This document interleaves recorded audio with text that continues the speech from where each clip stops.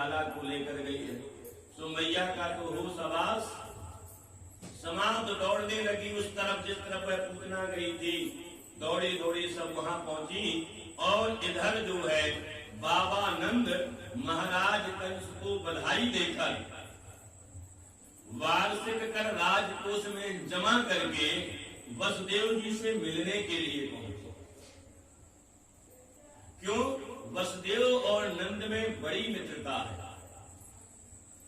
और मित्रता होने के साथ इतनी बड़ी घटनाएं, कष्ट हुआ वसुदेव को। 1 2 3 4 5 6 आदि पुत्र जो हैं उनके वध कर दिए गए हैं। और मित्र तो वो है, मित्र का दुख रज मेरु समाना। मित्र के दुख में मित्र इतना दुखी हो जाए कि मित्र का थोड़ा दुख भी मित्र को बड़ा लगे। तो दुख में बैठने मिलने तो जाना ही था, लेकिन नंद बाबा पहुंच नहीं पाए थे। तो विचार किया अभी मिल ले। तो वसुदेव जी के पास गए।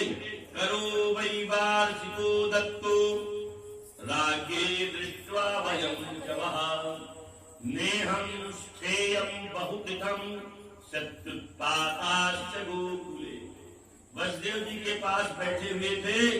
वसुदेव जी से बाबा नंद ने कहा, अहो ते देवकी पुत्रा कंसेना बहु हता। बाबा ने कहा, वसुदेव जी आप और देवकी के बहुत से पुत्रों का वध कर दिया है कंस ने।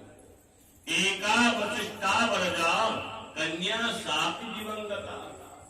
एक कन्या हुई थी, उसको भी कंस ने छोड़ा नहीं। ऐसा कहते कहते बाबा नंद का भी गला भर आया कि देखो, कष्ट को याद करने से, दुख को याद करने से वह दुख और बढ़ जाता है।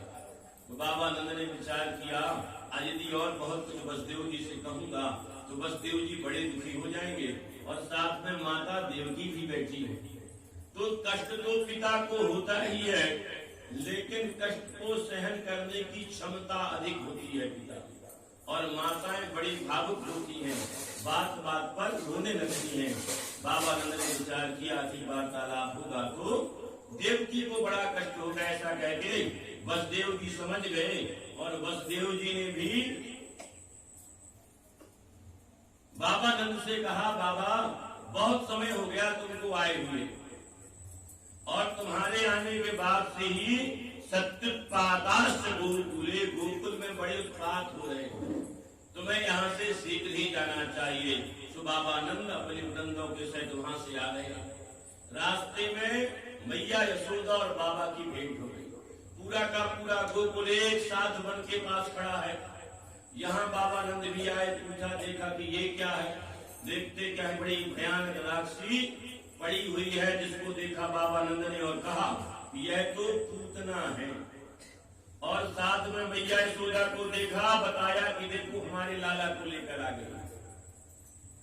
सभी ने देखा और मैया से कहा, मैया देखो लाला को कुछ नहीं हुआ, देखो देखो बड़े सुंदर से पूतना के पेट पर बैठकर खेल रहा है। कुछ धैर्य आया मैया यशोदा को, लेकिन अब पूतना के ऊपर से लाला को निकालें कैसे? कोई पूतना छोटी सी थोड़ी थी कि उठा लेंगे और ले आएंगे। सो पास में गिरे हुए ताड़ वृक्ष बड़े लंबे होते हैं, उनकी सीढ़ी बनाई। उस सीढ़ी से पूतना के ऊपर पेट तक पहुंचा गया। मतलब 150 फुट से कम की पूतना नहीं थी। लेटने के बाद खड़े होने पर तो छोड़ दीजिए। सो पूतना के यहाँ से भगवान को लेकर के यशोदा को दिया। यशोदा जी को लेकर अपने महल आ गई। इधर बाबा नंद ने विचार किया, इतनी बड़ी राक्षसी है, अगर इसे ऐसे ही छोड़ देंगे तो निश्चित रूप से महामारी फैल जाएगी, तो इसका संस्कार करना चाहिए। तो कुछ लोगों ने कहा इसके यदि आग लगाई तो इसकी आग तो पूरे ब्रज में फैल जाएगी, इतनी बड़ी है। तो क्या किया, पूतना को टुकड़े टुकड़े किए गए और पतमारोप स्नेहस्ता गप्यूति निरंतरम, 3 गप्यूति तक पूतना पड़ी हुई थी। एक गप्यूति 2 कोष की होती है और एक कोष में कितना किलोमीटर होता है? 3 किलोमीटर। तो 3 दूनी 6 और 6 का 18 18 किलोमीटर तक पूतना थी, मतलब यहाँ से थोड़ा बहुत कम बरगमा तक। कितनी बड़ी थी पूतना। सब उसको काट पीट करके इकट्ठा किया, एक गड्ढे में डाला और उसके गिरने से जो वृक्ष गिर गए थे, अब 18 किलोमीटर के पेड़ भी गिर गए थे पूतना के गिरने से, तो उन सब लकड़ियों को पूतना के ऊपर इकट्ठा किया और आग लगा दिया। हे राजन, जब पूतना पर आग लगाई और पूतना का शरीर जलने लगा, तो पूतना के शरीर जलने से बड़ा सुगंधित वातावरण हो गया। ऐसा लगा मानो किसी ने चंदन का छिड़काव कर दिया है। पूतना के शरीर से बड़ी सुगंध निकली। जैसे ही भगवान सुखदेव ने कहा कि पूतना के जलने पर बड़ी सुगंध निकली, राजा परीक्षित ने पूछा, भगवान ये बात समझ में नहीं आई कि वैसे भी शरीर के जलने से तो दुर्गंध ही आती है। जब ये मांस मेदा अस्थि रक्त आदि से बना हुआ शोणित आदि से निर्मित यह शरीर जलता है तो बदबू ही आती है, दुर्गंध ही आती है। चाहे कितना अच्छा लेपन कर ले शरीर में, जब जलेगा तो दुर्गंध ही आएगी। लेकिन भगवान शरीर के जलने से सुगंध, और वो भी पूतना जैसी राक्षसी के, ये बात समझ में नहीं आई। तब भगवान सुखदेव ने परीक्षित से कहा, हे राजन, यह जो पूतना है इसे भगवान ने आशीर्वाद दिया था, इसीलिए इसके शरीर से सुगंध आई।